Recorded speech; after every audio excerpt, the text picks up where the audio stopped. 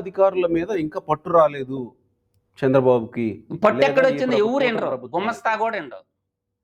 చంద్రబాబు నాయుడు పరిపాలన కాలంలో ఏ కానిస్టేబుల్ కూడా ఎండవు చంద్రబాబు నాయుడు మాట. ఇప్పుడు 4.0లో కానిస్టేబుల్ కూడా వింటాం. ఎందుకంటే మన పరిపాలన అలా ఉంది కాబట్టి. కానిస్టేబుల్ కూడా ఎండవు చంద్రబాబు నాయుడు మాట. హోమ్ గార్డు కూడా ఎండవు.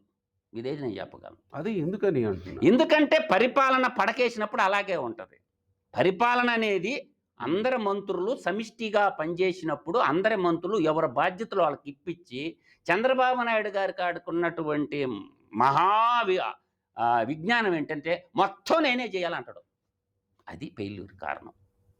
ఒక విద్యాశాఖ మంత్రికి ఒక బాధ్యత ఇచ్చినప్పుడు తర్వాత ఏ మంత్రికైనా సరే, ఒక విద్యాశాఖే కాదు ఏ శాఖ మంత్రికి పరిపూర్ణంగా బాధ్యతలు ఇవ్వడం. ఒక పరిశ్రమల మంత్రి ఉన్నాడు, పరిశ్రమల మంత్రిని పనిచేయించు. పరిశ్రమల మంత్రి చేత నువ్వు పలానా కంపెనీకి అడిగి పోయి దాన్ని పట్టకరా.